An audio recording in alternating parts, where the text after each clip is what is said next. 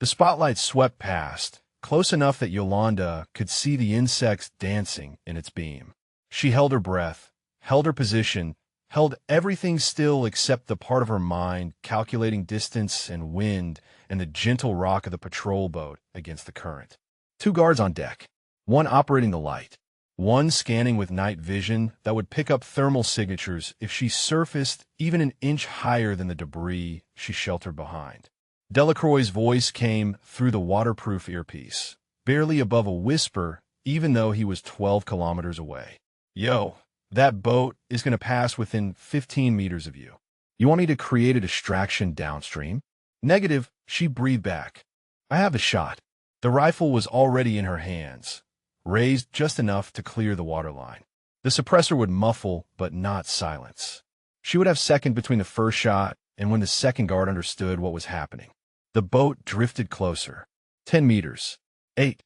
She found the man with the night vision first. Center mass was tempting but unreliable with the boat's movement. She adjusted, waited for the rhythm of the wake. Squeezed. The sound was like a heavy book dropping on carpet. The guard folded without a sound, his equipment clattering against the deck. The spotlight operator turned, confused, reaching for his sidearm. Her second round took him before his hand touched the holster. The boat continued its drift, engines idling, 2 bodies slumped in the positions of men who might be sleeping if you did not look too closely. It would buy her time. How much depended on how disciplined Hurst kept his patrol rotations. She slipped back beneath the surface and swam. The current was wrong. She felt it immediately, a lateral pull that should not have existed based on the tide charts Delacroix had provided. The Mekong was a living thing, constantly shifting, and tonight it had shifted against her. Yo, I'm seeing drift on your tracker. You're being pushed east. I feel it. East is the minefield. French colonial era, never fully mapped. She knew. Everyone who operated in this region knew about the phantom ordnance left over from conflicts that predated their parents. Mines that should have degraded decades ago, but somehow remained viable, waiting in the silt for pressure they would never forgive. Adjusting course. But adjusting meant fighting the current, and fighting the current meant burning energy she could not afford to burn. 6 hours had become 5. 5 would become 4 if she could not find the seam in the water that would carry her upstream instead of sideways toward corroded metal and forgotten wars. She dove deeper, feeling for the temperature differential that would mark the main channel. The Mekong ran in layers, and somewhere beneath the surface current was a path that moved in the direction she needed. Her lungs began to ache. She had trained for this, pushed herself in pools and open water until her body understood that the first desperate urge to breathe was a suggestion, not a command. But training was one thing. Reality, in the dark, in hostile water, with the knowledge of what waited if she surfaced in the wrong place, was something else entirely. She found the channel. Colder water, faster water, pulling north-northwest. She let it take her, riding the invisible river within the river, surfacing only when her vision began to sparkle with oxygen debt. Air, precious and dangerous. She oriented herself against the stars. The compound lights were visible now, a yellow smear against the jungle darkness 3 kilometers upstream. Closer than expected. The channel had been kind. Delacroix's voice returned. Good news and bad news. Give me good first. Your current position puts you ahead of schedule. You have a clean approach vector to the compound's southern perimeter. And the bad? Pause. The tide charts were not just wrong about the current. I am pulling satellite data now and cross-referencing with ground intel. Yo, the original briefing said 4 guards on the perimeter.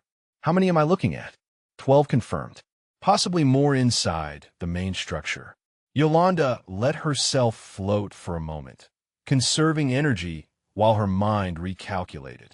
12 guards meant Hurst was expecting trouble. It meant the mission was compromised at some level, maybe not her specifically, but the general threat.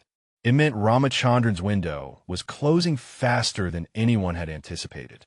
It also meant 12 people between her and the woman who believed she would come.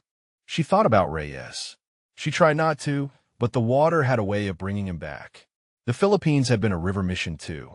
Different river, different target, same faith in intelligence that turned out to be a lie. She had taken a shot Reyes called. Trusted his wind read, his distance calculation, his assessment of the target's pattern. The shot was good. The shot was perfect. But the target had friends that the intelligence never mentioned, and those friends had been waiting in positions that should have been empty. Reyes told her to run while he drew their fire. She had argued for 11 seconds.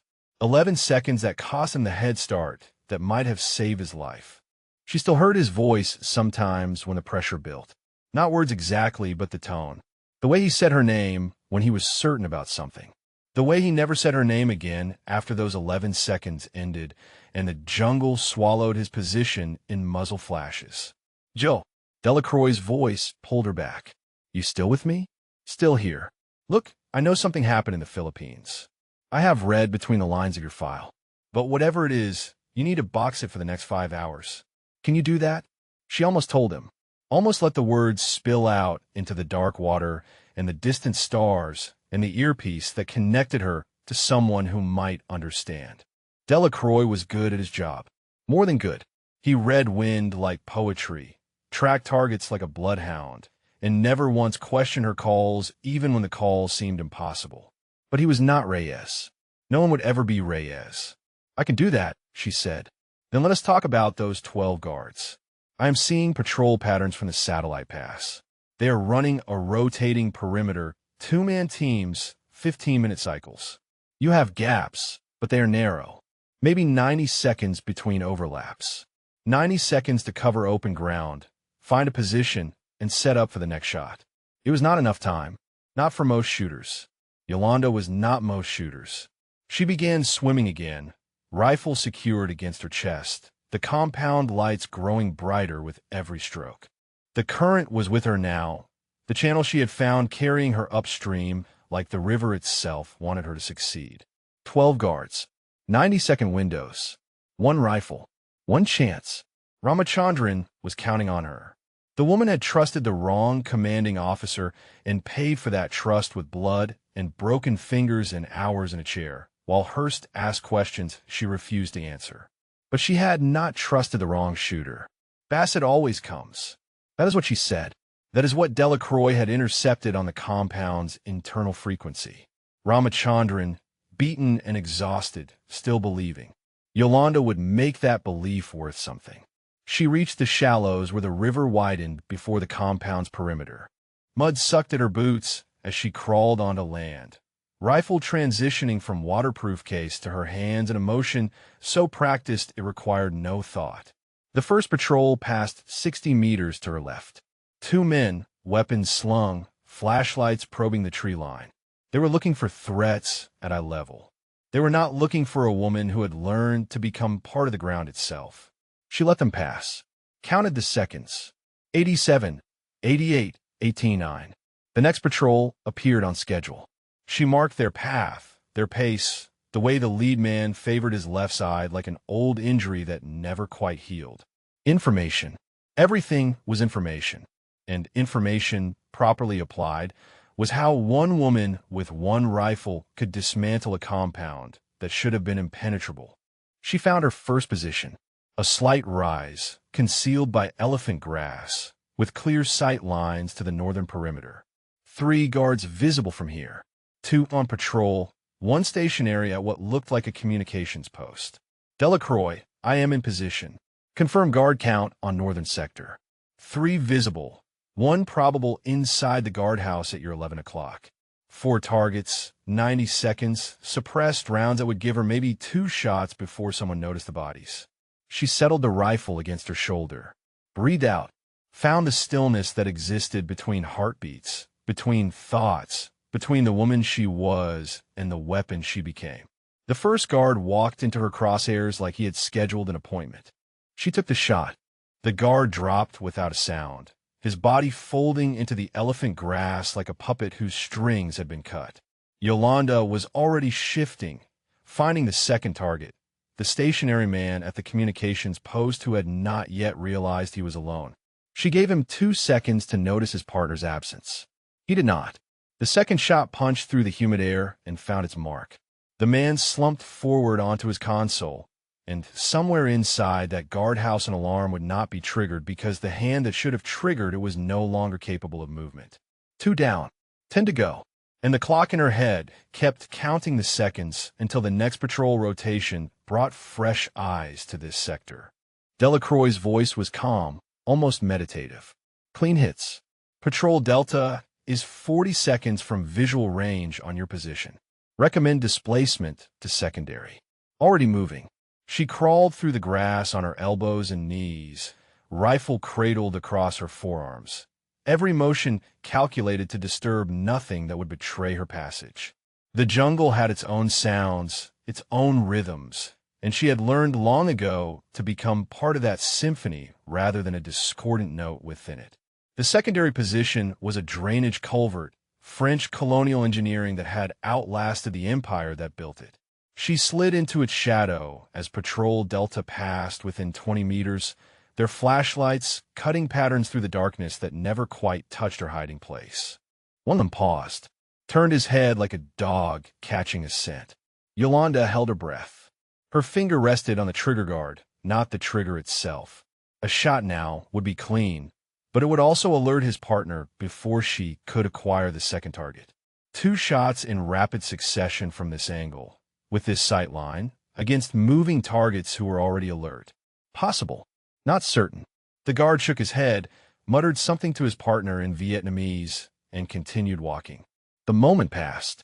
She exhaled slowly and checked her ammunition. 14 rounds remaining in the suppressed configuration. After that, she would have to switch to standard loads, and standard loads announced themselves to everyone within half a kilometer. 14 rounds. 10 guards. The math only worked if she did not miss. Yolanda did not miss. She repositioned again as the patrol moved out of range, working her way along the compound's eastern perimeter where satellite imagery had shown a gap in the lighting coverage. The gap was still there, a shadow corridor created by a generator that had failed and never been replaced. Hurst was paranoid, but not thorough. The kind of officer who trusted systems over maintenance, procedures over vigilance. It would cost him. The next 2 guards were together, sharing a cigarette at a checkpoint that controlled access to the compound's interior courtyard. Their weapons were slung, their attention on each other rather than the tree line. One of them laughed at something the other said, the sound carrying across the humid air like a gift. She took the laughing one first. The shot caught him mid-breath, and he fell with the cigarette still burning between his fingers. His partner had just enough time to register confusion before the second round ended his capacity for any emotion at all. For down. 8 remaining. Delacroix spoke again. Yo, I'm picking up radio traffic. They have noticed the missed check-in from the communications post. How long until they investigate? Unknown. Hurst is running a tight operation, but these are not Tier 1 operators. Mercenaries, private contractors, maybe some local militia supplementing the numbers. Discipline varies. She processed this information while scanning for her next targets. Mercenaries meant unpredictable responses. Some would charge toward danger, eager to prove their worth. Others would hang back, waiting for someone else to take the risk. The mixture could work in her favor if she played it correctly. 2 more guards appeared from the main building, weapons raised, moving with the cautious urgency of men who suspected trouble but had not yet confirmed it. They were heading toward the communications post, toward the body she had left slumped over the console. She let them pass.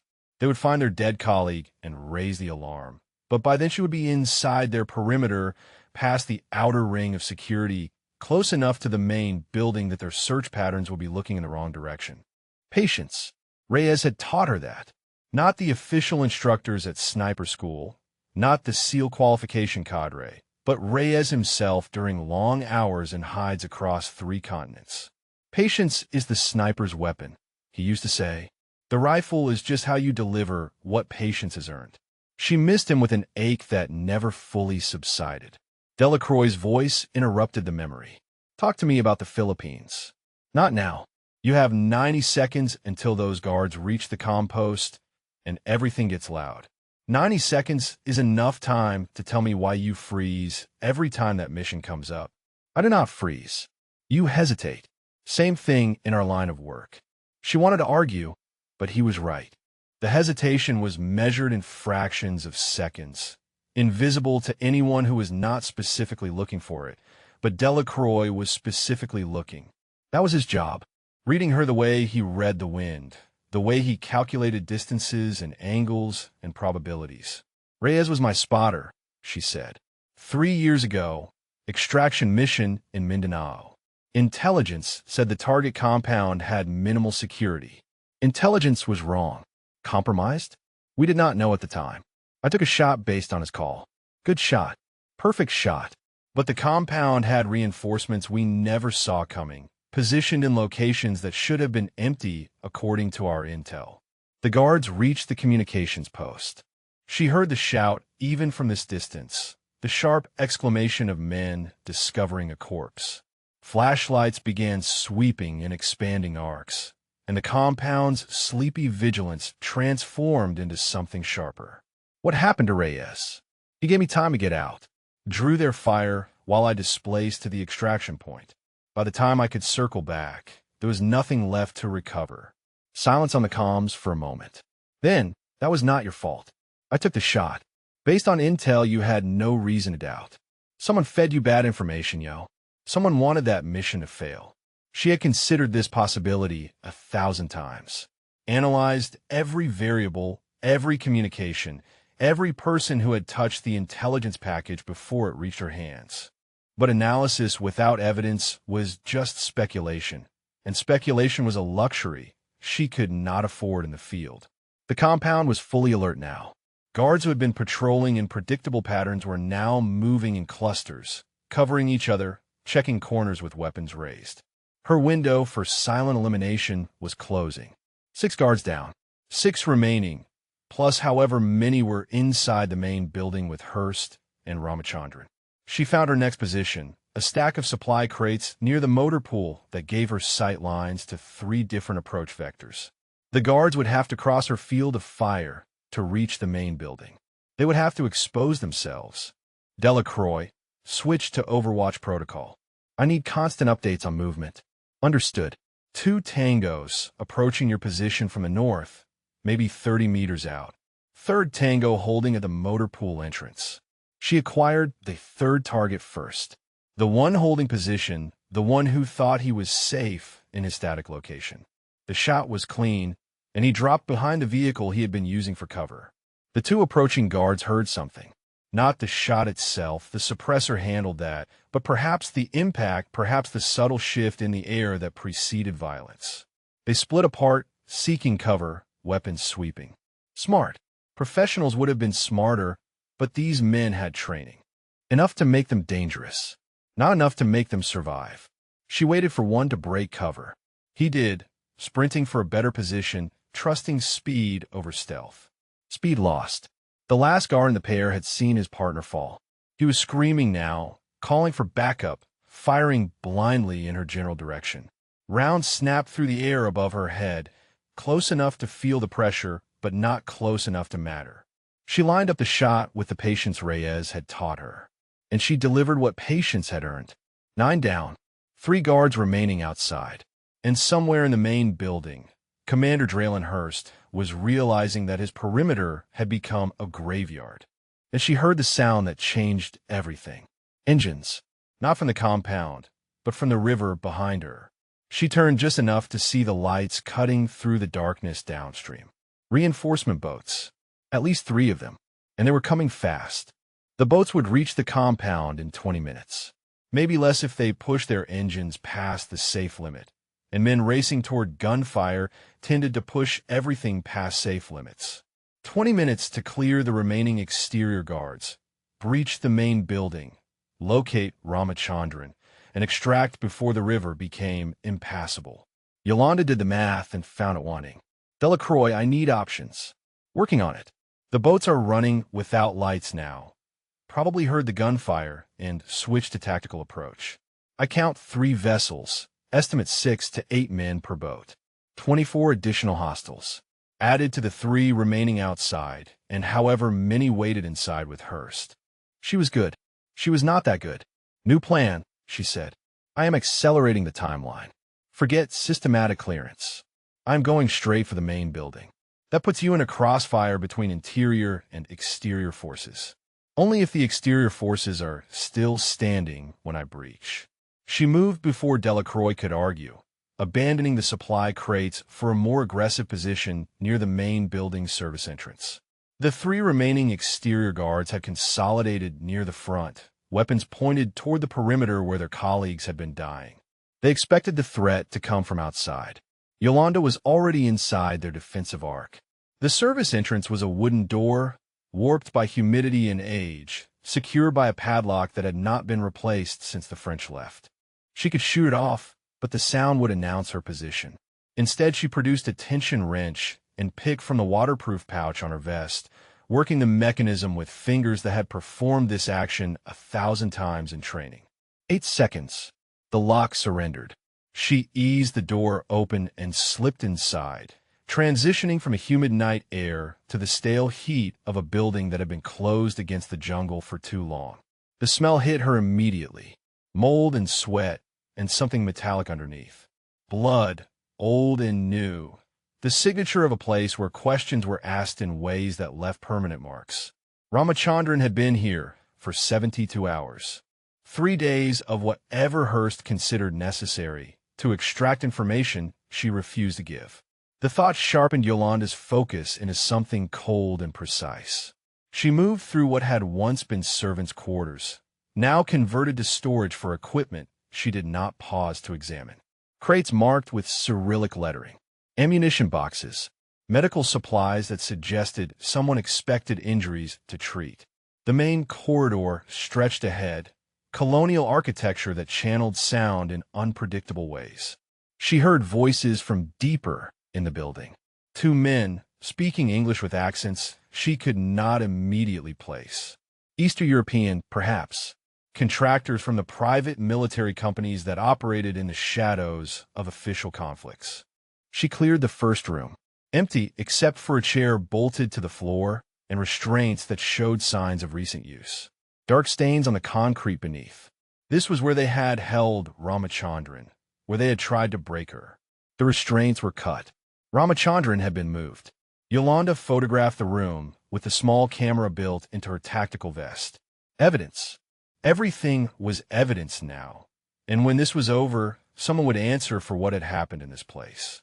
She continued down the corridor, rifle raised, each step placed with the deliberate care of someone who understood that floorboards in old buildings had opinions about bearing weight. The voices grew clearer as she approached. Not 2 men, 3, and beneath their conversation, another sound. A woman's voice, weak but defiant. Ramachandran. Yolanda pressed herself against the wall outside the doorway and listened. The first voice was giving orders, clipped and professional. We move her in 5 minutes. The boats will provide cover while we transfer to the secondary location. The second voice, nervous, what about the shooter? 9 men down, and we do not even know where they are. The shooter is 1 person. 1 person cannot stop what is coming. We have numbers. Then the third voice, and Yolanda felt her stomach clench with recognition. Smooth, confident, the voice of a man who had never doubted his own judgment, because his judgment had never faced real consequences. Commander Draylen Hurst. The shooter is not just 1 person. The shooter is Chief Petty Officer Yolanda Bassett, and she is the most dangerous woman in the Pacific Theater. I trained her myself before she went to the teams. I know exactly what she is capable of. A pause. Then Hurst continued, and his voice carried something that might have been admiration if it had not been wrapped in calculation. The question is not whether she can reach us. The question is whether she can reach us before we move. 5 minutes. Keep your weapons on the asset. If Bassett breaches, put a round in Lieutenant Ramachandran's head. That will give us the leverage we need. Yolanda's finger tightened on the trigger guard. Not the trigger. Not yet. Ramachandran's voice came through the doorway, raw and exhausted, but unbroken. She will come, and when she does, you will answer for Reyes. The name hit Yolanda like a physical blow. Ramachandran knew. Somehow, impossibly, the intelligence officer had connected the same dots that Yolanda had been avoiding for 3 years. Hearst laughed. Reyes was a necessary sacrifice. The operation in Mindanao required a certain outcome, and Reyes was in the position to provide it. His death ensured that the real objective remained hidden. Bassett's survival was a bonus. Her guilt keeps her motivated, keeps her taking the missions no one else will touch. She's been my most reliable asset without ever knowing it. The words hung in the air like poison. Yolanda had spent 3 years believing she killed Reyes. 3 years carrying the weight of a shot that should not have been taken, a position that should not have been compromised, an extraction that should not have failed. And Hearst had orchestrated all of it. She wanted to breach now, wanted to put rounds through every person in that room until she found the one who deserved it most. But 3 guards with weapons trained on Ramachandran meant she could not guarantee the lieutenant's survival if she went in shooting. Patience, Reyes whispered in her memory.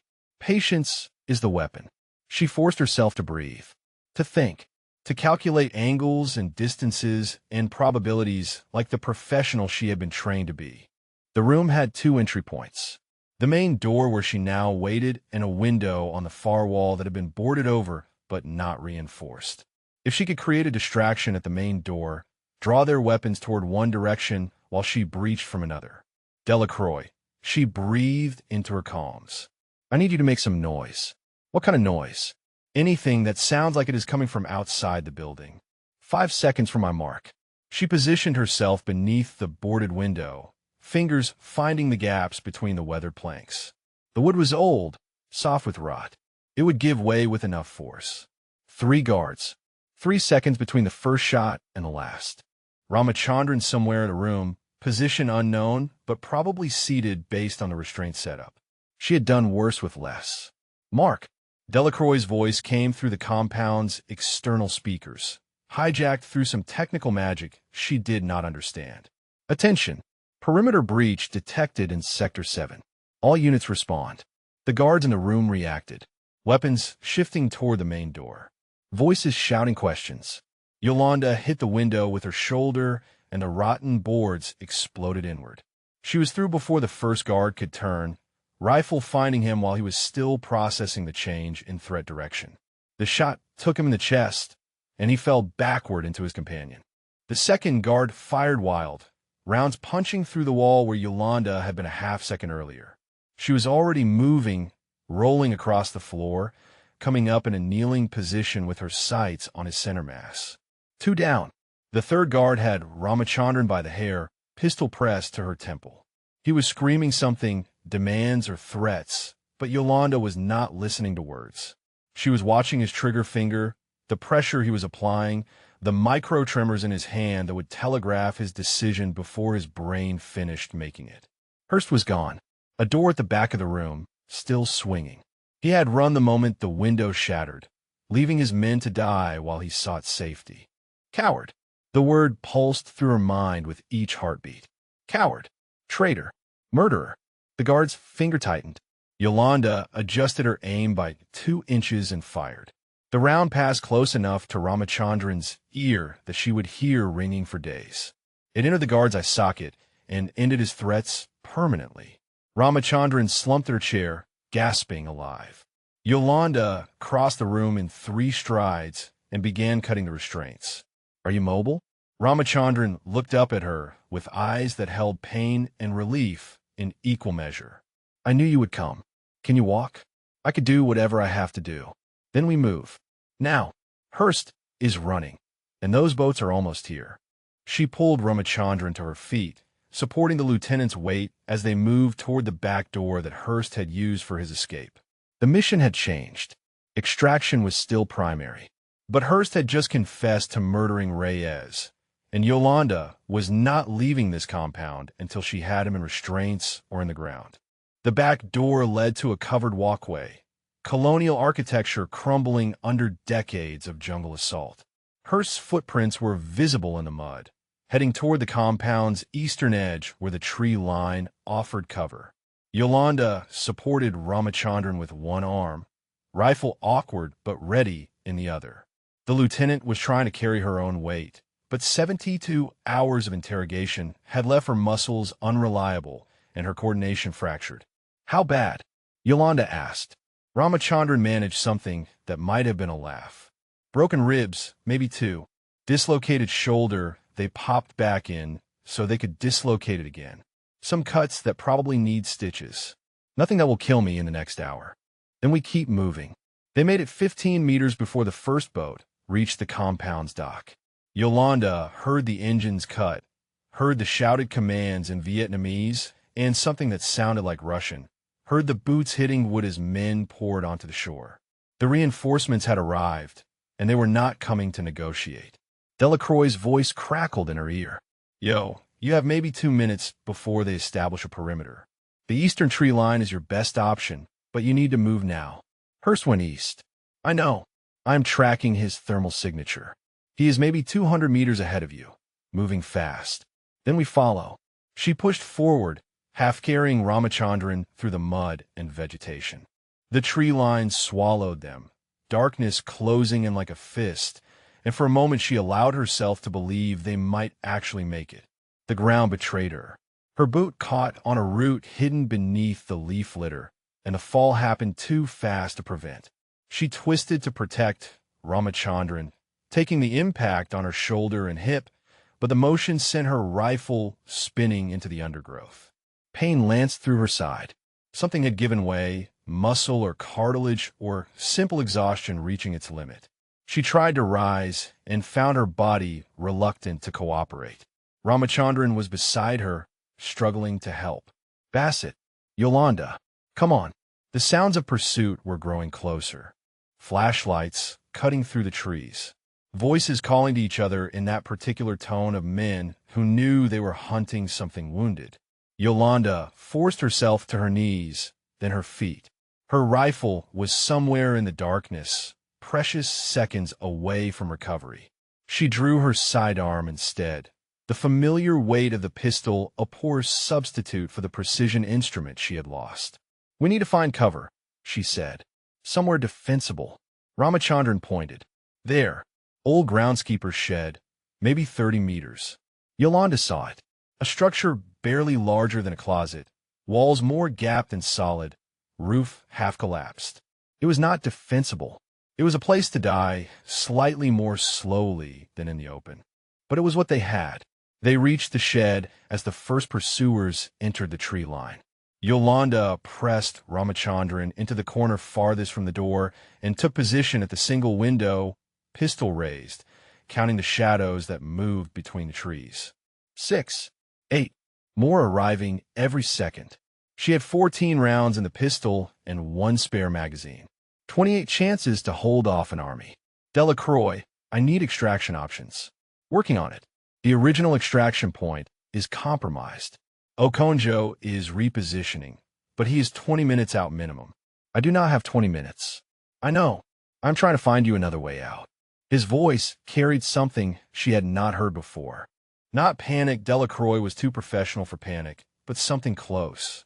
The sound of a man watching a situation spiral beyond his ability to influence. She had heard that sound once before. In the Philippines, in the moments before Reyes told her to run. The first attacker reached the shed. He came through the door fast, trusting speed and aggression to overwhelm whatever waited inside. Yolanda shot him twice in the chest, and he fell across the threshold, blocking the entrance with his body. 12 rounds remaining. The next 2 came together, learning from their colleagues' mistake. They fired through the walls as they approached, rounds punching through rotted wood and filling the air with splinters. Yolanda pressed herself flat, pulling Ramachandran down, feeling the bullets pass close enough to disturb her hair. She waited for the pause, the reload, the half-second gap when magazines were exchanged and triggers could not be pulled. It came. She rose and fired through the wall, aiming where the muzzle flashes had originated. A scream told her at least 1 round had found its target. The other attacker fell back, seeking better cover. 9 rounds remaining.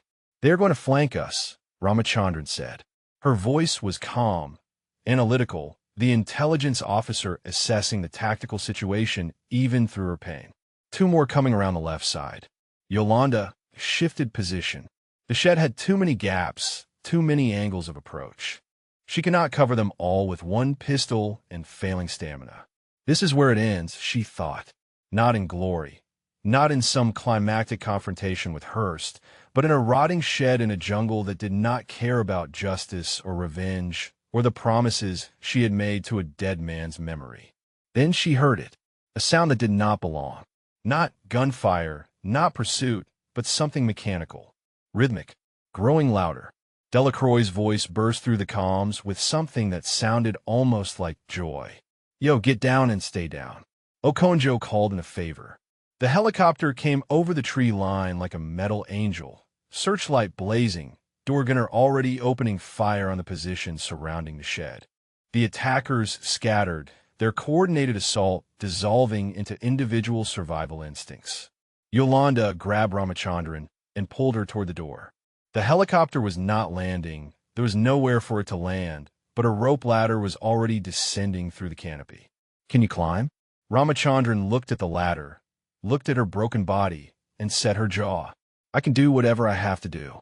She went first, hauling herself up rung by rung with arms that should not have had strength left. Yolanda followed, covering their ascent with her remaining rounds, watching the attackers regroup below. The door gunner kept them pinned while the ladder retracted. Hands reached down to pull Ramachandran into the cabin. Then Yolanda was inside, gasping, bleeding from a dozen small wounds she had not noticed receiving. The helicopter banked hard and accelerated away from the compound. Okonjo's face appeared above her, weathered and familiar, the man who had taught her everything Reyes had not. "You look terrible, Chief." She tried to laugh and found she did not have the breath for it. "Hurst, he is still down there." "I know. We are not done yet." She pushed herself up despite his protests, despite her body's screaming objections, and looked out the open door. The compound was falling away below them, the river glittering in the moonlight, the boats still clustered at the dock. And there, at the edge of the tree line, a figure running toward the water, running toward escape. Hurst. She still had 3 rounds in her pistol. The range was impossible. The helicopter was moving, the target was moving, the wind and distance and mathematics all said the shot could not be made. Reyes would have called it anyway. She raised the pistol, found the running figure in her sights, and breathed out the way he had taught her. The helicopter lurched. Turbulence or evasive maneuvering or simple bad luck. Her shot went wide, sparking off a rock 20 meters from Hurst's position. He reached the water. She saw him throw himself into a boat, saw the engine roar to life, saw him disappear upriver into the darkness. Gone. Yolanda lowered the pistol and let herself fall back against the helicopter's deck. She had saved Ramachandran. She had survived. By any operational measure, the mission was a success. But Hurst was free, and Reyes was still dead, and somewhere in her chest there was a hollow space that victory could not fill. Okonjo knelt beside her. "We will find him." "I know," she said. "And when I do, he answers for everything." The helicopter carried them south, away from the compound, away from the river mouth that had nearly become her grave. Behind them, the jungle swallowed the evidence of what had happened, and the Mekong continued its patient journey to the sea. But this was not over, not even close. The helicopter set down at a forward operating base 40 kilometers south of the compound. Yolanda did not know the designation and did not ask. Some places existed only in the margins of official records, maintained by people who understood that certain operations required certain accommodations. A medic met them on the landing pad, already assessing Ramachandran's injuries with the efficient concern of someone who had seen worse. The lieutenant protested, insisting she was fine, but her body betrayed her when she tried to stand without support. "Go," Yolanda told her. "Get patched up. I need you functional for the debrief." Ramachandran gripped her arm with surprising strength. "What he said in that room. About Reyes. About the Philippines. I heard. It changes everything." Yolanda met her eyes. "It changes nothing about right now. Right now, we focus on what comes next. The rest can wait until Hurst is in custody." The medic led Ramachandran away, and Yolanda found herself alone on the tarmac with Okonjo and a silence that demanded to be filled. The senior chief studied her the way he always had, seeing past the blood and exhaustion to whatever truth waited underneath. "You want to tell me what happened in there?" Hearst confessed. To everything. The Philippines, the compromised intel, Reyes. Okonjo's expression did not change, but something shifted behind his eyes. A hardening. An old suspicion finally confirmed. "I always wondered about that mission. The intelligence was too clean, too convenient." "You suspected?" "I suspected a lot of things. Suspecting and proving are different animals." He led her toward a low building at the edge of the tarmac, the kind of structure that could be an administrative office or an interrogation room, depending on need. Inside, Delacroix waited at a table covered with equipment, his fingers moving across keyboards with the nervous energy of someone who had been working a problem for too long. He looked up when they entered. "Joe, thank God. Save the relief for later. What do you have on Hearst?" Delacroix's expression shifted from concerned to professional. "I have been tracking his boat since he left the compound. He is heading upriver toward the Cambodian border. There's a crossing point there, unofficial, used by smugglers and anyone else who needs to move between countries without documentation. How long until he reaches it? At his current speed, maybe 3 hours. But here's the thing. He is not just running. I intercepted a satellite phone transmission 10 minutes ago. He's arranging a meeting. With who?" Delacroix hesitated. This is where it gets complicated. He pulled up a file on his screen, and Yolanda found herself looking at a photograph she recognized. A face from briefings and intelligence summaries, and the kind of conversations that happened in rooms with no windows. Golon Minh Chang, Vietnamese intelligence. Officially retired, unofficially running half the black market operations in the Mekong Delta. Hearst is not just selling information, Delacroix continued. He is selling access. According to the transmission I intercepted, he has been providing Tran with operational details on American special operations in the region for the past 4 years. Patrol routes, asset locations, mission timetables. For years. The timeline hit Yolanda like a punch to the chest. "The Philippines was 3 years ago," she said. Delacroix nodded. "I pulled the intelligence package from that mission. The original source material. The intel that sent you and Reyes into that compound did not come from any legitimate asset. It was fabricated, planted through channels that Hearst controlled. He set us up. He set you up. Specifically you. The target in that compound was real, but he was not the mission. You were." Yolanda felt the room tilt. She reached for the table to steady herself, her mind racing through implications that rewrote everything she thought she knew. "Why?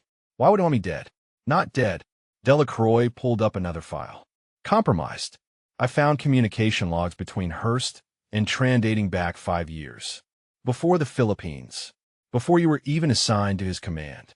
He turned the screen toward her, and she read the words that dismantled 3 years of guilt in a single paragraph. "The asset designated Bassett represents significant long-term value. Her psychological profile indicates strong response to trauma-induced loyalty. Recommend engineering scenario that creates emotional debt without eliminating operational capability. Suggested approach. Eliminate secondary asset Reyes in manner that Bassett interprets as personal failure. Resulting guilt will ensure continued high-risk mission acceptance and reduce scrutiny of command decisions. They killed Reyes to control me," she said. The words came out flat, emptied of the emotion that should have accompanied them. "They murdered him so I would feel guilty enough to keep taking suicide missions without asking questions." Okonjo's hand landed on her shoulder. Heavy, grounding. "Joe, look at me." She met his eyes. "This is not your fault. None of it was ever your fault. Hearst manipulated you, manipulated the system, manipulated everyone around him to serve his agenda. Reyes died because of Hearst's betrayal, not because of your shot." She wanted to believe him. She wanted to let the guilt go, to feel the weight lift from her shoulders after 3 years of carrying alone. But belief was a luxury. Right now, she needed focus. "Where's Hearst meeting Tran?" Delacroix checked his data. Abandoned temple complex near the border. Isolated, defensible, used for exchanges before. The meeting is scheduled for dawn. Then we hit them before dawn. Okonjo shook his head. We do not have authorization for cross-border operations. If we go into Cambodia without approval, we are starting an international incident. Hearst is a traitor. Tran is a hostile intelligence operative. They are meeting to exchange information that will get Americans killed. And none of that matters if we cannot prove it in a court that will actually prosecute. Okonjo's voice was hard but not unkind. I want Hearst as badly as you do. But we do this wrong, and he walks. His lawyers bury the evidence. His contacts in Washington make the charges disappear. And 3 months from now, he is back in uniform, untouchable. Yolanda looked at Delacroix. Tell me you have something. Tell me there's a way to make this stick. Delacroix smiled. The expression was tired but genuine. I have been recording everything since we started this operation. Every transmission Hearst has made, every communication with Tran, every piece of evidence that proves what he has done. It is not admissible in a military court, not yet, but I know people, journalists, investigators, congressional staffers who have been looking for exactly this kind of proof. You want to leak it? I want to ensure that even if the official channels fail, the truth gets out. Hearst can maybe survive a court-martial. He cannot survive the entire world knowing what he is. Yolanda considered this. The clean solution was official channels. Arrest, prosecution, justice served through proper procedure. But proper procedure had protected Hearst for 4 years. Proper procedure had let him kill Reyes and walk away clean. Sometimes the proper procedure needed help. Do it, she said. Send everything to your contacts. But give me until dawn. If I can bring Hearst back in restraints, we do this the right way. If I cannot, then your way becomes the only way. Okonjo stepped forward. You are not going alone. I was not planning to. She looked at Delacroix. Can you get me to that temple before Hearst arrives? He was already reaching for his equipment. I can get you there an hour ahead of him. But if this goes wrong, we are all finished. Careers, freedom, everything. She thought about Reyes, about the way he had looked at her in those final seconds, about the promise she had made to his memory without ever speaking the words aloud. Some things are worth being finished for. She turned toward the door. Give me a rifle. We have a traitor to catch. The boat cut through the dark water with its engine throttled low, barely audible above the sounds of the jungle pressing close on either side. Yolanda sat in the bow, a replacement rifle across her knees, watching the banks slide past like the walls of a corridor leading somewhere inevitable. Delacroix piloted from the stern, navigating by GPS and instinct through channels that did not appear on official maps. They had been moving for 90 minutes, crossing into Cambodian territory without ceremony or acknowledgement, 2 Americans in a stolen boat chasing a traitor toward a reckoning that might destroy them all. Okonjo had stayed behind. Someone needed to coordinate with whatever official response might eventually materialize, and someone needed to ensure that Ramachandran received proper medical attention. He had not argued when Yolanda insisted on going. He understood, perhaps better than anyone, that some debts could only be paid in person. The temple complex appeared first as a suggestion against the stars, dark shapes rising above the tree line where no shapes should be. Ancient stones arranged by hands dead for centuries, now serving purposes their builders never imagined. Delacroix guided the boat toward a concealed inlet, cutting the engine and letting momentum carry them into the shadows of overhanging vegetation. They would proceed on foot from here, half a kilometer through jungle that did not welcome visitors. Joe, his voice was barely a whisper. Before we do this, I need to tell you something. She checked her rifle by touch, confirming the magazine, the safety, the familiar geometry of a weapon she had carried into more firefights than she could count. What is it? I read the full file on Reyes. Not just the mission report. His personal file. Service record, evaluations, everything. She paused.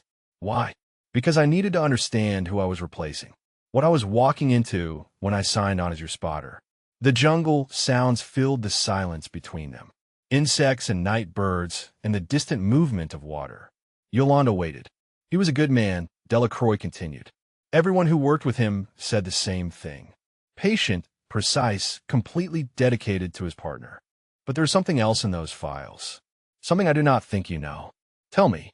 6 months before the Philippines, Reyes filed a concern with naval intelligence. He suspected his command structure was compromised. He did not have proof, just instinct, but he was asking questions about mission sourcing and intelligence verification. Questions that made certain people uncomfortable. Yolanda felt the words land like stones in still water, ripples spreading outward through everything she thought she understood.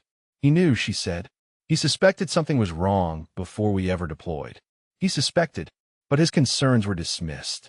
The investigating officer concluded there was no evidence of compromise and recommended Reyes receive counseling for operational stress.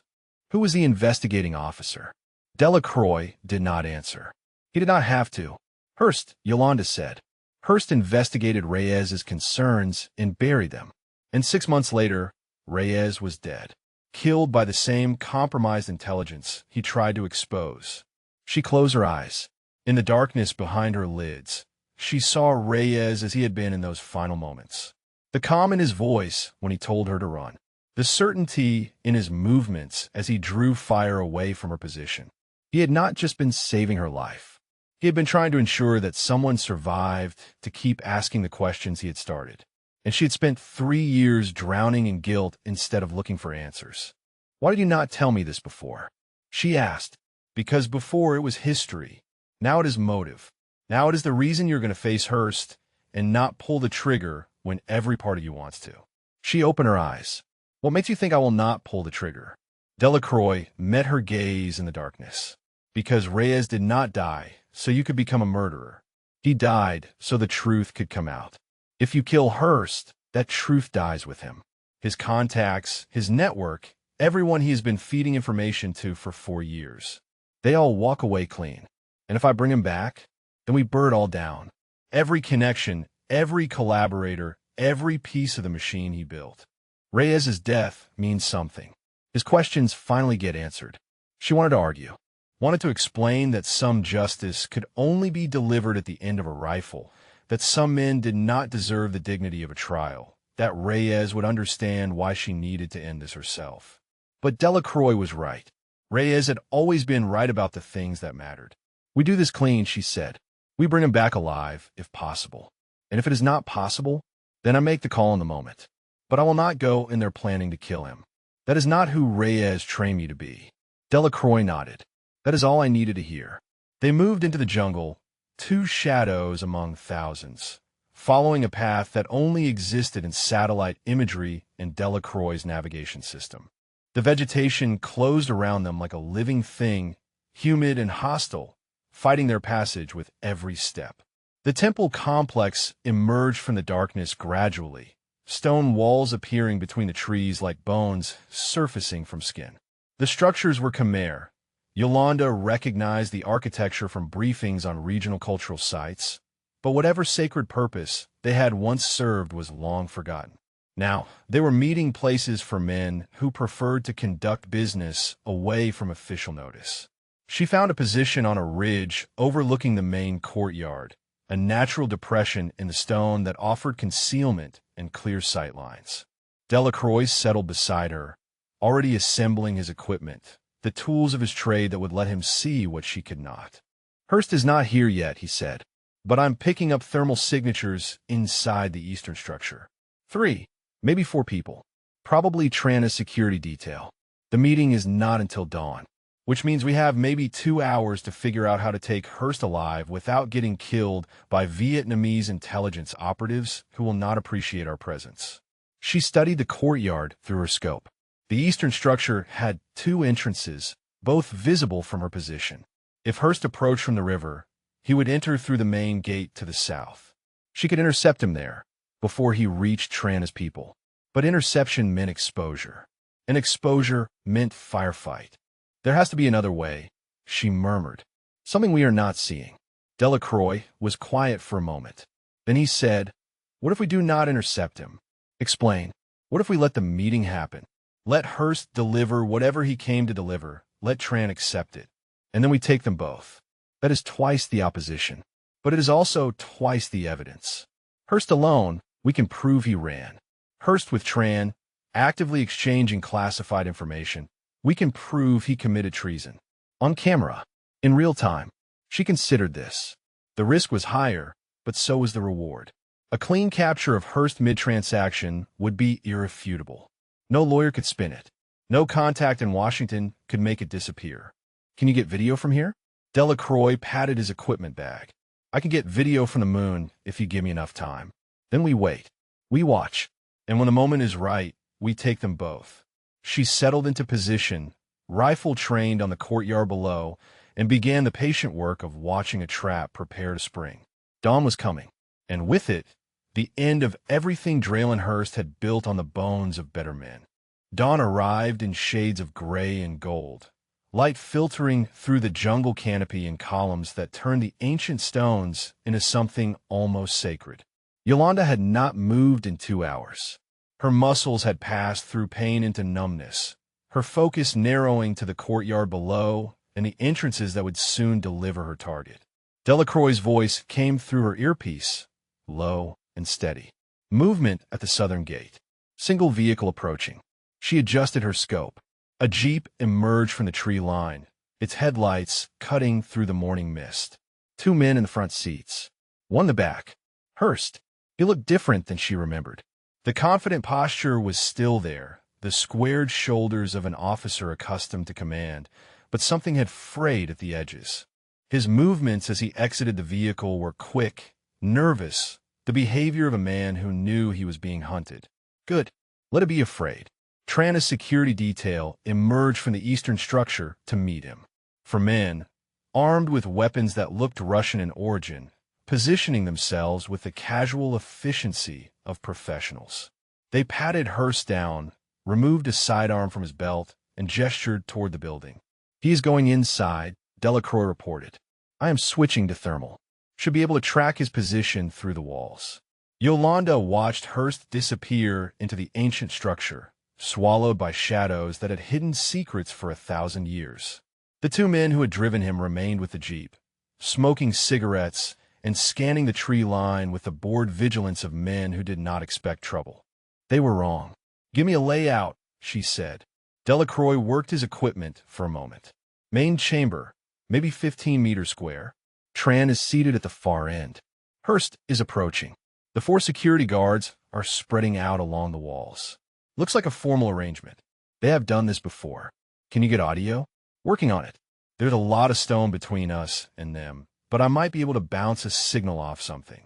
Static crackled in her ear, then resolved into voices. Distant, distorted, but recognizable. Hurst was speaking. I have what you asked for. Deployment schedules for the next quarter. Asset locations in 3 countries. Everything your people need to stay ahead of American operations in the region. Tran's response was harder to hear, his voice lower, but the tone was unmistakable. Satisfied, pleased with what his investment had purchased, and the matter we discussed? Hurst asked. My extraction? Tran said something that made Hurst's thermal signature shift, his posture changing from confident to concerned. That was not our agreement, Hurst said. I delivered everything you wanted. You promised safe passage to a country without extradition. Tran's reply was longer this time. Yolanda caught fragments. Circumstances changed. American intelligence. Too much attention. They are burning him, Delacroix said. Tran is not going to extract him. He is going to eliminate a liability. Yolanda processed this information rapidly. Her original plan had been to wait until the exchange was complete, then intercept Hurst as he left. But if Tran intended to kill him, there would be nothing left to intercept. Change of plans, she said. I'm going in. Joe. What? There are 6 hostiles in that building plus the 2 at the jeep. You cannot take them all. I do not need to take them all. I just need to get Hurst out before Tran decides he is more valuable dead than alive. She was already moving, sliding down from her position on the ridge, rifle slung across her back. The 2 guards at the jeep were her first obstacle. 40 meters of open ground between the tree line and the southern gate. No cover, no concealment. She circled wide, using the temple's outer wall to mask her approach. The stones were weathered, covered in moss and climbing vines, offering handholds that a more cautious person might have refused. Yolanda was not feeling cautious. She reached the wall's top and paused, orienting herself. The two guards were below her now, maybe 10 meters, their attention focused outward. They never expected the threat to come from above. She dropped. The first guard went down before he understood what was happening, her arm around his throat, her weight driving him into the ground. The second turned, reaching for his weapon, and found himself staring at the muzzle of her pistol. "Do not," she said. He was smart enough to listen. She zip-tied both men, gagged them with strips torn from their own shirts, and dragged them behind the jeep where they would not be immediately visible. Delacroix's voice was in her ear, rapid-fire updates on movement inside the building. Tran is standing. His guards are drawing weapons. Yo, whatever is happening in there, it is happening now. She moved through the southern gate and into a corridor that had once channeled pilgrims toward worship. Now it channeled her toward something far less holy. The main chamber opened before her, larger than Delacroix's thermal imaging had suggested. Columns supported a ceiling lost in shadow. Morning light filtered through gaps in the ancient stonework, creating pools of illumination separated by darkness. Hurst was on his knees in one of those pools. Tran stood above him, a pistol in his hand, speaking in Vietnamese to his guards. The tone needed no translation. He was giving an order, an execution order. Yolanda raised her rifle. The first guard died before anyone knew she was there. The second turned toward the sound and met her second round. The third managed to fire, his shot going wide before she put him down. Tran spun, pistol rising, and she shifted her aim to center mass. "Drop it," she said. Her voice echoed off the ancient stones. "Drop it, or I drop you." Tran was old, but his eyes were sharp. He assessed her position, her weapon, the bodies of his guards, and made the calculation that old survivors always made. He dropped the pistol. Hurst looked up at her from his knees. His face cycled through emotions she did not bother to catalog. Surprise, relief, fear, calculation. Always calculation with him. "Bassett," he said, "I should have known. You should have known a lot of things." She moved into the chamber, keeping her rifle trained on Tran while her peripheral vision tracked Hurst. The fourth guard was still alive, wounded but conscious, trying to reach a weapon that had fallen just beyond his fingers. She kicked it away without looking. "Commander Draylen Hurst, you are under arrest for treason, espionage, and the murder of Petty Officer Second Class Miguel Reyes." Hurst laughed. The sound was hollow, desperate. "You have no authority here. This is Cambodia. You're nobody in this country. I am the woman who just saved your life. That makes me somebody." She pulled flex cuffs from her vest and threw them at his feet. "Put those on. Hands in front where I can see them. And if I refuse?" She let her aim drift from Tran to Hurst. "Then I'll let Colonel Tran finish what he started. Your choice." Hurst looked at Tran, looked at the bodies of the guards, looked at the woman who had crossed an ocean and broken a dozen laws to bring him to justice. He put on the cuffs. "Delacroix," she said into her comms. "I have the package. Heading to extraction. Copy that. Okonjo just radioed. He is inbound with official support. 15 minutes out." She grabbed Hurst by the collar and hauled him to his feet. Tran remained motionless, calculating, waiting for an opportunity that Yolanda had no intention of providing. "Tell your government whatever you want," she said to him, "but this one belongs to us." She pushed Hurst toward the corridor, toward the light, toward the justice that had been 3 years coming. Behind her, Tran said nothing. Some losses were not worth fighting. The corridor stretched before them, ancient stones slick with moisture and moss. Yolanda kept one hand on Hurst's collar and the other on her rifle, pushing him forward at a pace that left no room for hesitation. "You are making a mistake," Hurst said. His voice had found its confidence again, the smooth tone of a man who had talked his way out of worse situations. "I have connections you cannot imagine. Friends in places that will make your life very difficult. Your friends are the reason we are here. You do not understand how this works, Bassett. The intelligence community is not black and white. It is gray. Everything I did for reasons that serve American interests." She shoved him harder. "Tell that to Reyes." Reyes was a casualty. Regrettable, but necessary. The operation in Mindanao was about to expose a network we had spent years building. His questions were drawing attention to things that needed to stay hidden. So you killed him. I redirected resources. His death was a side effect. Yolanda felt her finger tighten on the trigger guard. The urge to end this conversation permanently pulsed through her like electricity. But Delacroix's words echoed in her memory. Reyes did not die, so you could become a murderer. She breathed, focused, kept moving. They emerged from the temple into morning light that felt too bright after the darkness inside. The jeep was where she had left it, the two guards still zip-tied behind it, and Delacroix was already moving toward them from the tree line. "We need to go," he said. "I am picking up radio traffic. Tran is calling for reinforcements." "How many?" "Unknown. But this area is not exactly friendly territory for Americans. We should assume the worst." She pushed Hurst toward the jeep. He resisted, planting his feet, forcing her to drag him. "You will never get me across the border," he said. "Tran has people everywhere. Checkpoints, patrols, informants. The moment you try to move me, they will know. Then we will have to move fast." Delacroix took the driver's seat while Yolanda shoved Hurst into the back and climbed in beside him. The engine roared to life, and they were moving, bouncing along a track that barely qualified as a road, heading south toward the border and whatever waited there. The jungle closed around them, green walls pressing close on either side.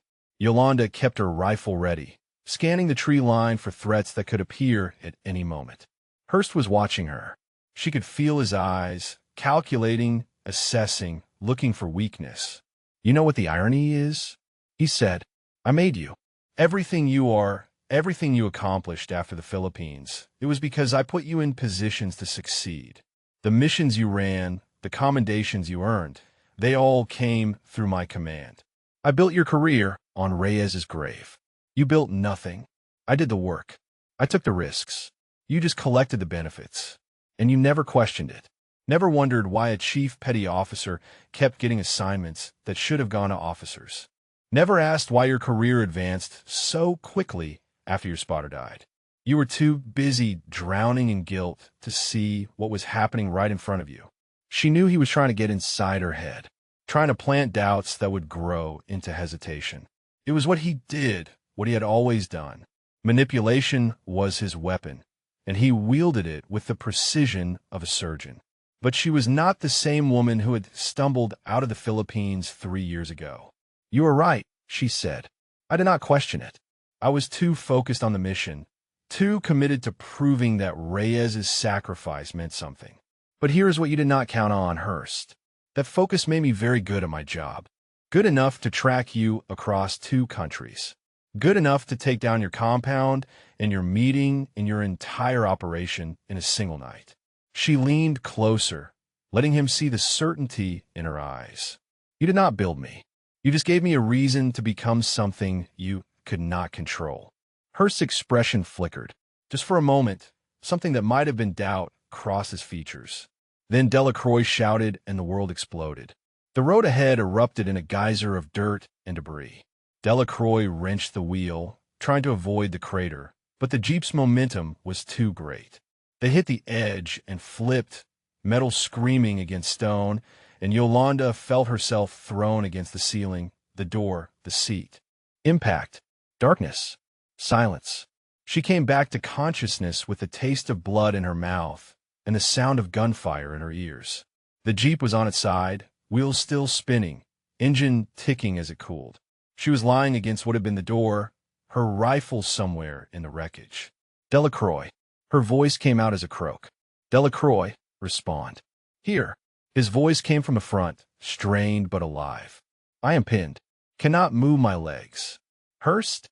She turned her head and found him already moving, wriggling through the shattered rear window. His hands were still cuffed, but that did not stop him from crawling toward freedom. She lunged, catching his ankle, dragging him back. He kicked at her face, caught her cheek, and for a moment stars exploded across her vision. But she did not let go. They struggled in the wreckage, Hurst fighting with the desperation of a cornered animal, Yolanda holding on with the determination of someone who had come too far to fail now. Bullets punched through the Jeep's chassis above them, Trana's reinforcements arriving at the worst possible moment. She found her sidearm, drew it, pressed it against Hurst's spine. "Stop moving, or I finish what Tran started." He stopped. The gunfire continued outside, but it had changed direction. New sounds joined the chaos. Helicopter rotors. The heavier report of mounted weapons. Shouted commands in English. "Okonjo!" Yolanda dragged Hurst out of the wreckage, keeping low, using the Jeep as cover while the firefight raged around them. Through the smoke and dust, she saw the helicopter descending, Dorganer laying down suppressive fire, ropes dropping toward the ground. Navy personnel were fast-tripping in, establishing a perimeter, pushing back the attackers with professional efficiency. A familiar figure appeared through the chaos. Okonjo, moving with the controlled urgency of a man who had done this 100 times before. "You look like hell, Chief." "Feel like it too." Delacroix is trapped in a vehicle. Okonjo was already moving, directing 2 of his men toward the Jeep. They worked quickly, professionally, extracting Delacroix from the wreckage with the care of people who understood that every second mattered. He was hurt, but conscious, one leg bent at an angle that suggested fracture. He looked at Yolanda and managed a weak smile. "Did we get him?" She looked at Hurst, bloody and beaten and finally in custody. "We got him." The helicopter touched down long enough to load them all aboard. Yolanda kept her weapon on Hurst until he was secured to the deck with restraints that would not break no matter how much he struggled. As they lifted off, she looked down at the jungle falling away below. The temple complex, the river, the compound where this had all started. Somewhere down there, Reyes had died believing he had failed to expose the truth. She had not failed him. The forward operating base had transformed in the hours since Yolanda had left. What had been a quiet way station was now crowded with personnel, vehicles, and the controlled chaos of an operation that had suddenly become official. Naval intelligence officers moved through the facility with the focused energy of people who sensed career-defining moments. Communications equipment had been set up in what had been the briefing room. Secure lines connected the base to commands across the Pacific, and the conversations happening on those lines were reshaping realities that had been accepted as truth for years. Yolanda sat in a corner of the medical bay while a corpsman cleaned the cuts on her face and checked her ribs for fractures.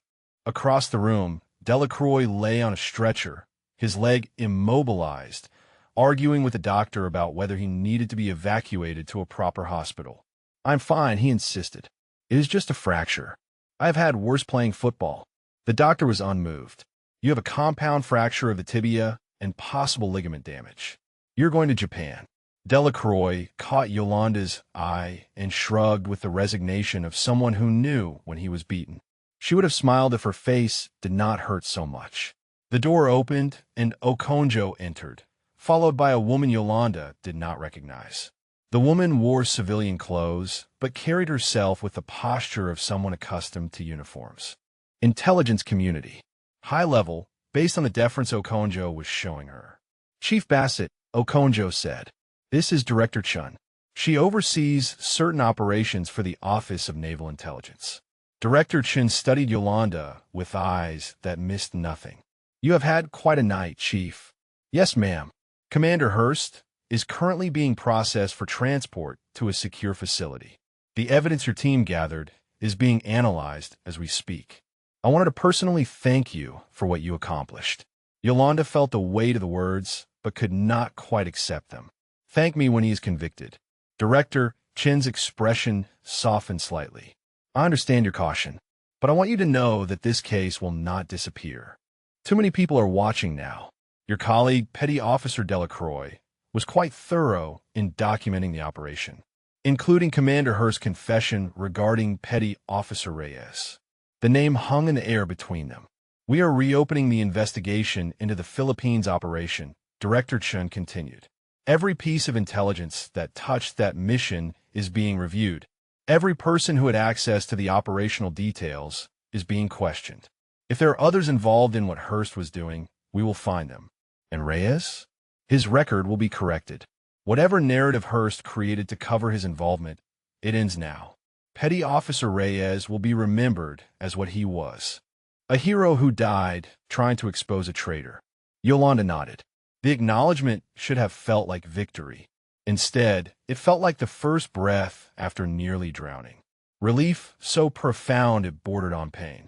Director Chan excused herself, leaving Okonjo alone with Yolanda and the still arguing Delacroix. "There is something else," Okonjo said. He lowered his voice, stepping closer. "Hearst wants to talk to you." "Absolutely not. He says he has information. Names of other assets he cultivated. Details about operations that were compromised. He will only share them with you." "Why me?" Okonjo shrugged. "Maybe he thinks he can still manipulate you. Maybe he wants to see your face when he realizes he cannot. Or maybe he just wants to understand how the woman he thought he controlled managed to destroy everything he built." Yolanda considered this. The smart play was to refuse. Let the intelligence professionals handle Hearst. Let the system do what systems were designed to do. But there was a part of her that needed to face him one more time. Not for revenge. Not for satisfaction. Just to close the door on 3 years of questions that finally had answers. "Where is he?"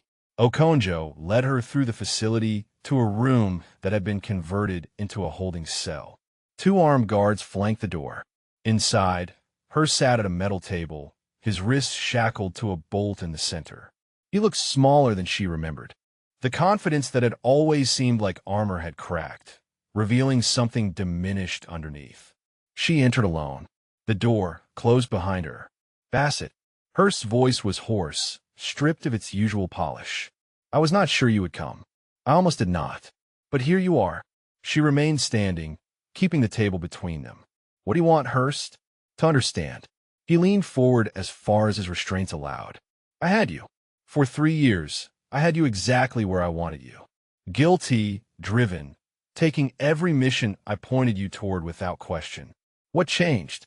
Reyes. Reyes is dead. But what he taught me is not." She met his eyes without flinching. "You thought guilt would make me controllable. Instead, it made me committed. Every mission I ran, every target I eliminated, I did it to honor his memory, to prove that his death meant something. You gave me purpose, Hearst, just not the kind you intended." Hearst was silent for a long moment. Then he laughed, a bitter sound with no humor in it. "I underestimated you. You underestimated him. Reyes saw what you were before anyone else. He tried to expose you, and you killed him for it. But he trained me. He taught me how to be patient, how to watch, how to wait for the moment when the target finally makes a mistake." She leaned down, placing her hands flat on the table. "You made a mistake, Commander. You let me live." Hearst had nothing to say to that. She straightened and turned toward the door. "The names you promised. Give them to the investigators. Every contact, every asset, every person who helped you betray your country. If you cooperate, maybe they will consider that when they decide how many consecutive life sentences you deserve. And if I do not cooperate, then I will make sure Delacroix's footage goes to every news organization on the planet. Your face, your voice, your confession about Reyes. You will be the most famous traitor since Benedict Arnold. Your family will change their names. Your legacy will be a Wikipedia article about how one man sold out his country for money." She opened the door. "Think about it, Commander. You have plenty of time now." She left him there, alone with his choices and their consequences. In a corridor, Okonjo was waiting. "Well, he will cooperate. You sound certain. He is a survivor. That is how he lasted this long. And survivors always choose the path that keeps them breathing." She walked past him, toward the medical bay, toward Delacroix, and the people who had helped her finish what Reyes started. The sun was fully up now, flooding through the windows, turning the base into something bright and clean. For the first time in 3 years, she did not flinch from the light. 3 days passed before Yolanda was cleared to leave the forward operating base. 3 days of debriefings, medical evaluations, and conversations with intelligence officers who needed every detail of what had happened documented for the record. Delacroix had been evacuated to the Naval Hospital in Yokosuka. His surgery went well according to the reports, and he was already complaining about the physical therapy schedule. Some people heal by resting. Delacroix healed by arguing with doctors. Ramachandran had been evacuated as well, her injuries more serious than she had admitted during the extraction. 3 broken ribs, a hairline fracture in her cheekbone, and internal bruising that required monitoring. But she was alive. She was healing, and she had already submitted her preliminary report on HERS activities, a document that was making its way through channels that would eventually reach congressional oversight committees. The machine was moving now, slow but moving. On the morning of the 4th day, Okonjo found Yolanda on the base's small dock, watching the river slide past on its endless journey to the sea. "Transport is ready," he said. "You are cleared to return to Pearl Harbor." She nodded but did not move. Okonjo settled beside her, his presence familiar and grounding. The two of them had known each other for 15 years, since she was a young sailor, and he was the senior chief who saw something in her worth cultivating. He had introduced her to Reyes, had recommended her for sniper training, had watched from a distance as she grew into the operator she had become. "You did good work, yo." "Did I?" He turned to look at her. "You brought down a traitor, saved an intelligence officer, exposed a network that was getting Americans killed. What part of that is not good work?" She was quiet for a moment, watching the water. "The part where it took me 3 years to see what was right in front of me." Okonjo sighed. "HERS fooled everyone. Not just you. He fooled his commanders, his colleagues, the entire intelligence apparatus that was supposed to catch people like him. You are not responsible for his deception. I am responsible for what I did with my grief. I let blind me, let make me into exactly what he wanted. And then you woke up. That is what matters." She turned to face him. "Did you know? About Reyes's concerns, his investigation?" Okonjo's expression tightened. "I knew he was asking questions. He came to me a few weeks before the Philippines, said something felt wrong about the command structure. I told him to document everything and go through proper channels. He did, and Hearst buried it. Yes." Okonjo's voice was heavy with old regret. "I should have pushed harder. Should have gone over Hearst's head when Reyes's concerns were dismissed. But I trusted the system. We all trusted the system." They stood in silence, 2 people carrying the weight of what trust had cost. Finally, Okonjo spoke again. "Reyes believed in you, more than anyone else he ever worked with. He told me once that you had the potential to be the best sniper in the Navy if you could get out of your own way." Yolanda felt the words settle into her chest, filling spaces that had been empty for too long. "He never told me that. He was not the type to say things directly. But he showed it. Every time he pushed you harder than he pushed anyone else. Every time he refused to let you settle for good enough. He saw what you could become. And then he died before I got there." Okonjo shook his head. "You got there, yo. Maybe not on the timeline he imagined, but you got there. What you did these past few days, that was the operator he was training you to be. Patient, precise, relentless. You honored him." She wanted to believe it, wanted to accept that the 3 years of guilt and grief and grinding work had led to something that justified the cost. Maybe believing would come later. For now, she would settle for moving forward. "There is something I need to do before I leave," she said. "Can you arrange transport to Yokosuka? Delacroix?" She nodded. "He saved my life out there. More than once. I owe him a visit that is not interrupted by explosions." Okonjo smiled. The expression transformed his weathered face, revealing the warmth he usually kept hidden behind professional distance. "I will make some calls. You can catch the evening flight. Thank you, Senior Chief, for everything." He put a hand on her shoulder. "Reyes will be proud, yo. I hope you know that." She did not trust herself to respond. Instead, she turned back to the river and let the water carry her thoughts downstream. The evening flight took her to Japan, and a naval car delivered her to the hospital where Delacroix was recovering. She found him in a private room, his leg elevated and encased in a complicated arrangement of pins and braces, a laptop balanced on his chest.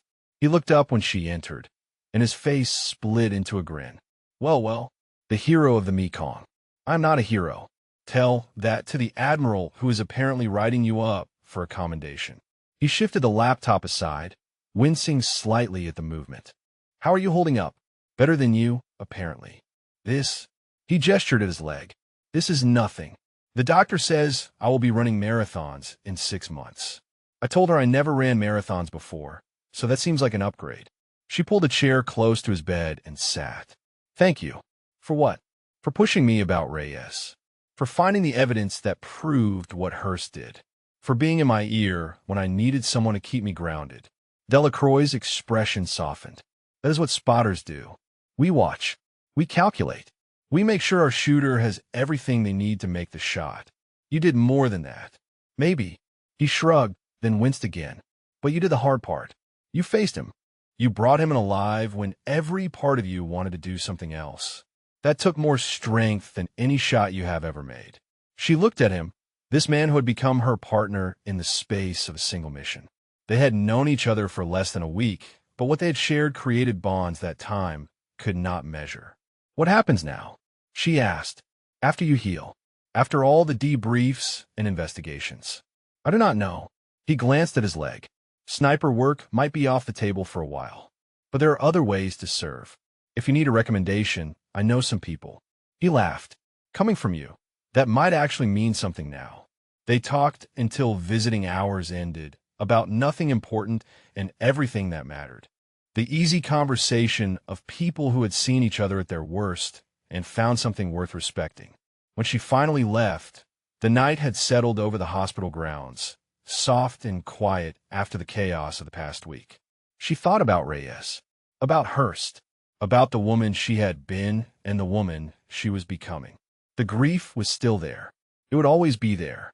But it had changed shape, transformed from a weight that crushed into a foundation that supported. She was not finished.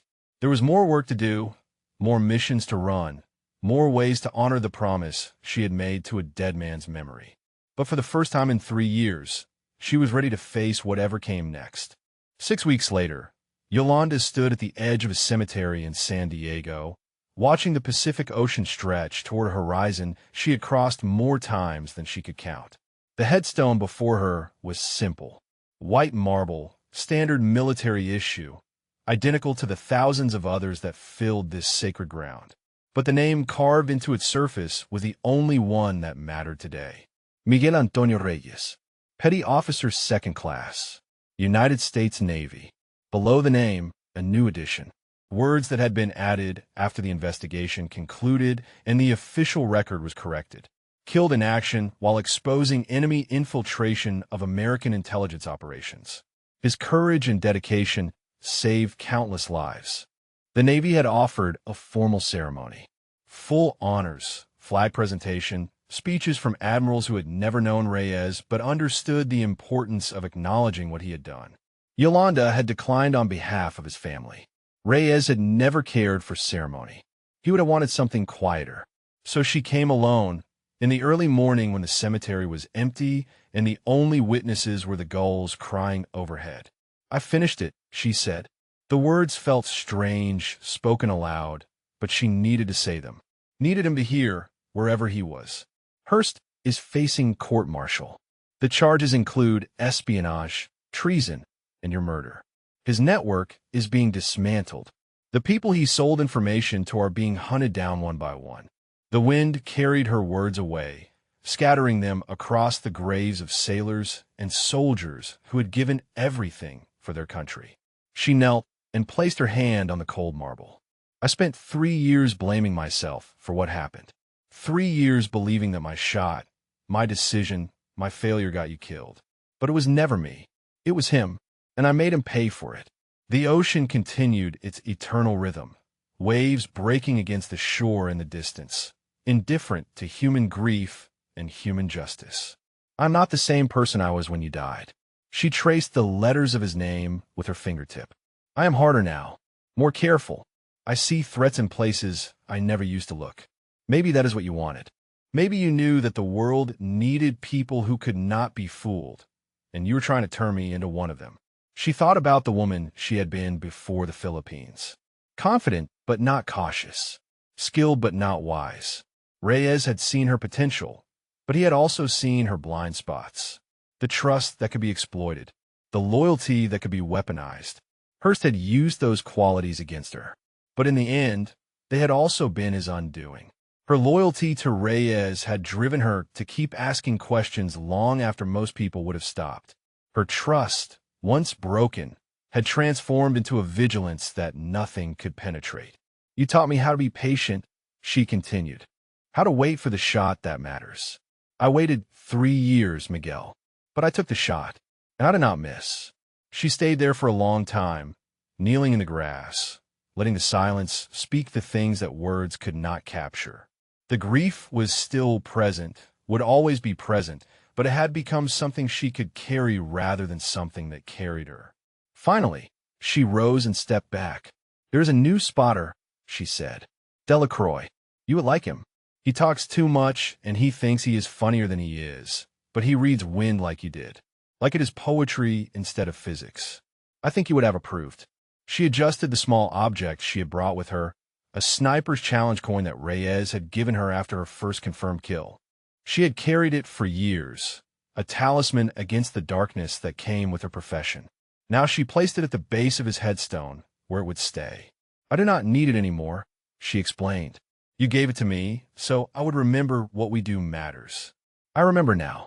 Every day, every mission, every breath, I take that you cannot. The sun was rising higher, burning off the morning fog, turning the cemetery into something bright and almost hopeful. Goodbye, Miguel. Rest easy. I have a watch now. She turned and walked away, leaving her mentor to his eternal sleep. The parking lot held a single vehicle besides her own, a rental car, and leaning against it, a familiar figure with a cane and a smile that had not changed despite everything. Delacroix. Okonjo told me you would be here, he said. Figured you should not have to do this alone. I thought you were supposed to be in physical therapy. I am. This counts as walking practice. She stopped in front of him, studying the face of the man who had become her partner through fire and water and blood. How is the leg? Held together with pins and stubbornness. Doctor says I might have a limp for the rest of my life. He shrugged. Could be worse. Could be dead. You almost were. Because of me. Because of Hurst. He pushed off from the car and stood straight, meeting her eyes. None of what happened was because of you, Yo. You need to stop carrying weight that does not belong to you. She thought about Reyes, about the guilt she had finally released, about the years she had wasted blaming herself for another man's betrayal. I'm working on it. Good. He glanced past her toward the cemetery. Did you say what you needed to say? I think so. Then let us get out of here. I know a place that serves breakfast all day and does not ask questions about why 2 people look like they have been through a war. She almost smiled. That sounds like exactly what I need. They drove away from the cemetery together. 2 people who had found each other in the worst circumstances and discovered something worth keeping. The road stretched ahead of them, winding along the coast, sunlight dancing on the water. Yolanda watched the ocean pass and thought about the mission still to come. There would be more rivers to cross, more enemies to face, more moments when everything depended on patience and precision and the willingness to do what others could not. But she would not face them alone, and she would not face them carrying guilt that had never belonged to her. Reyes had taught her how to shoot. Hurst had taught her how to survive betrayal. Delacroix had taught her how to trust again. She was Chief Petty Officer Yolanda Bassett, sniper, survivor, and finally, after 3 long years, she was free. If you connected with this story, drop a comment and let us know what resonated most with you. Maybe you know someone who showed the same kind of strength Yolanda did. Or maybe you have faced your own betrayals and found your way through to the other side. We would love to hear your story. The water was black and warm, thick with sediment that had traveled 1,000 miles from mountains she would never see. Yolanda surfaced slowly, letting only her eyes and nose break the plain between river and air, and counted the patrol boats sweeping the mouth of the Mekong. 3 vessels, 6 searchlights, 18 men with automatic weapons who would kill her without hesitation if they knew she was here. Before we dive into this story, drop a comment and let us know what state you're watching from. Maybe you live near water yourself, near rivers or coastlines where the darkness holds secrets most people never see. She had been in the water for 2 hours. 2 hours of swimming against currents that wanted to drag her back to the sea, breathing through a tube when the patrol patterns forced her under, feeling the weight of the waterproofed rifle against her chest like a promise waiting to be kept. Chief Petty Officer Yolanda Bassett, sniper, Seal, one of the first women to complete a pipeline that had broken thousands of men. And tonight, alone in hostile waters, she was the only thing standing between an American intelligence officer and a death that would be blamed on insurgents who had nothing to do with it. Delacroix's voice crackled in her waterproof earpiece, distant but clear. Yo, I have eyes on the compound. Lights are on in the main building. Thermal shows at least 4 people inside, maybe more. Copy. What about Ramachandran? Signature consistent with a restrained individual in the Eastern Wing. She's alive, yo. But based on the movement patterns I'm seeing, they're not treating her gently. Lieutenant Priya Ramachandran, Naval Intelligence. 3 days ago, she had stumbled onto something she was not supposed to find, and the people she found it about had responded with the efficiency of professionals who understood that some secrets were worth killing to protect. Yolanda had known Ramachandran for 6 years. They had served together on 2 deployments, shared meals and complaints, and the particular bond that formed between women who had to prove themselves twice as hard in a world built for men. When the extraction request came through unofficial channels, when the official channels had been deemed compromised, Yolanda had not hesitated. Some debts could not be measured. They could only be paid. She checked her position against the GPS coordinates glowing faintly on her wrist display. The compound was 3 kilometers upstream, hidden in jungle that had swallowed French colonial ambitions and would happily swallow her if she made a single mistake. The patrol boats were the first obstacle. They swept the river mouth in overlapping patterns, searchlights probing every shadow, every piece of debris, every anomaly that might indicate someone was trying to slip through their net. Someone was. They just had not found her yet. Delacroix, give me the rotation timing. Boat 1 passes your position every 4 minutes. Boat 2 runs a perpendicular pattern, intersects with Boat 1 every 3rd pass. Boat 3 holds station near the northern bank, spotlight on continuous sweep. Gaps? 37 seconds between Boat 1's pass and Boat 2's intersection. That is your window. 37 seconds to cross 60 meters of open water without being seen. It would be tight. It would be dangerous. It would be exactly the kind of impossible task that she had built her career on completing. She waited, counting heartbeats, feeling the current try to push her toward the spotlight's arc. The first boat passed, close enough that she could see the faces of the men on deck, young and bored and completely unaware that death was floating 10 meters from their hull. Now, she swam, not splashing, not thrashing, but the smooth, efficient stroke that conserved energy while covering distance. The water parted around her like it was welcoming her home, and for a moment she was nothing but motion and purpose and the absolute focus that separated operators from everyone else. 20 meters. 30. The second boat was turning, its spotlight beginning its sweep toward her position. 40 meters. 50. The light touched the water behind her, illuminating the space she had occupied 3 seconds earlier. 60 meters. She reached the shadow of a half-submerged log and pressed herself against its rotting bulk, invisible, untouchable, already calculating the next phase of her approach. Delacroix exhaled audibly. That was close. Close only counts in horseshoes, and hand grenades, and nuclear weapons, and that spotlight that almost caught you. She allowed herself a small smile.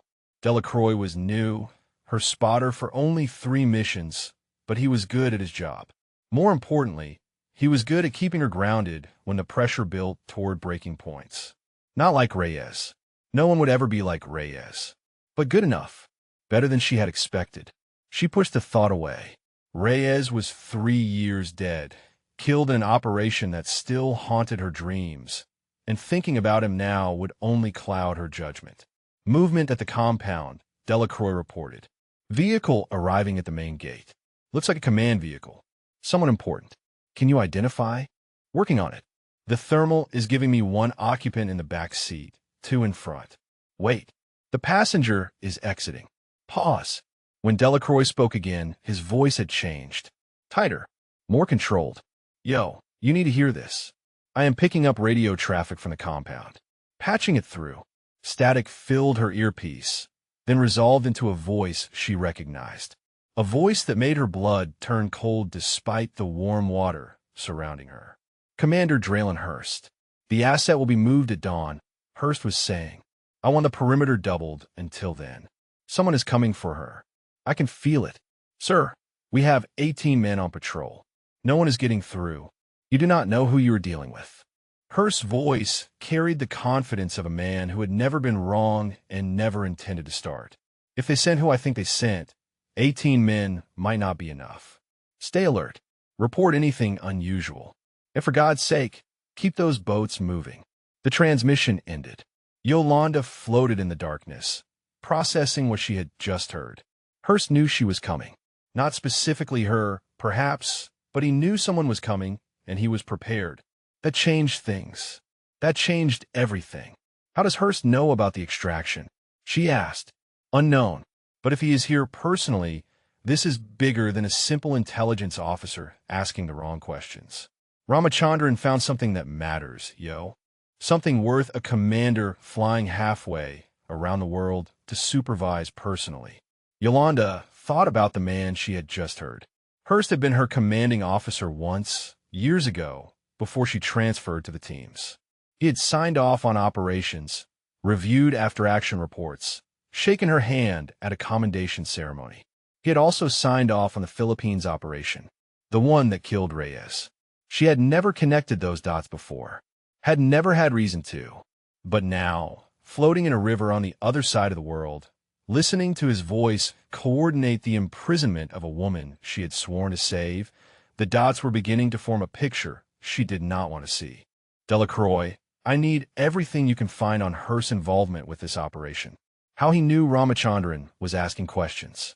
How he got here so fast. Everything. That is going to take time. Then start now. I have a river to swim.